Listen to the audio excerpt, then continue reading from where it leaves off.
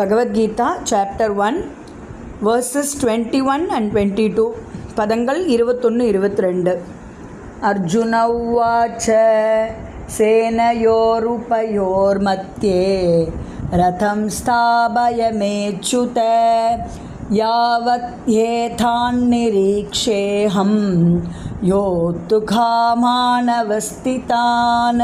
कैर्मया सह योत्तव्यम् अस्मिन् रणसमुद्यमे அர்ஜுனோ வாச்ச அர்ஜுனன் கூறினான் சேனையோ சேனைகளுக்கு உபயோ இரண்டு மத்தியே மத்தியில் ரதம் தேர் ஸ்தாபய தயவு செய்து நிறுத்தும் மே என்னுடைய அச்சுத வீழ்ச்சியடையாதவரே யாவத் முடிந்தவரை ஏதான் இவர்களையெல்லாம் நிரீக்ஷே பார்க்கும்படி அகம் நான் யோத்து காமான் சண்டையிட விருப்பம் கொண்டுள்ள அவஸ்திதான் போர்க்களத்தில் அணிவகுத்துள்ள கை யாருடன் மயா என்னால் சக இணைந்து யோத்தவ்யம் சண்டையிட வேண்டும் அஸ்மின் இந்த ரண போர் சமுத்தியமே முயற்சியில் அர்ஜுனன் கூறினான் வீழ்ச்சியடையாதவரே போர் புரியும் ஆவலுடன் இங்கே கூடியுள்ளவர்களில்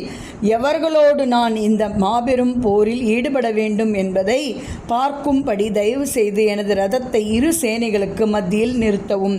பொருளுரை.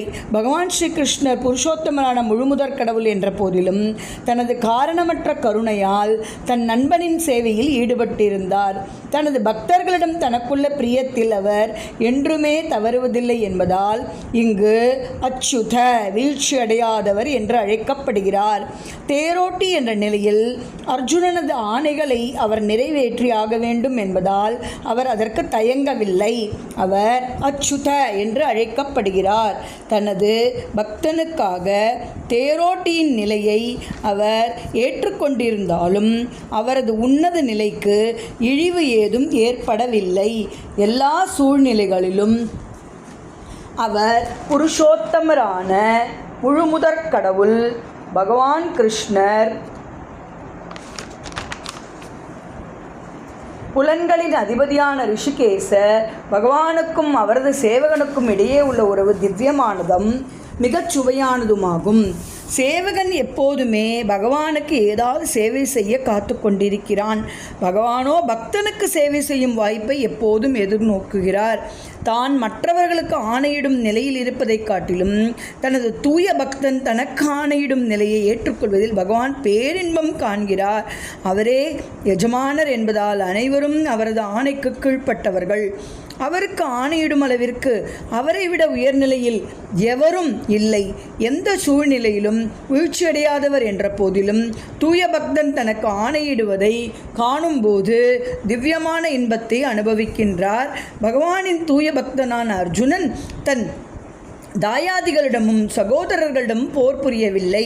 ஆனால் எவ்வித சமாதானத்திற்கும் இணங்காத துரியோதனின் பிடிவாதத்தாலேயே அவன் போர்க்களத்திற்கு வர நேர்ந்தது.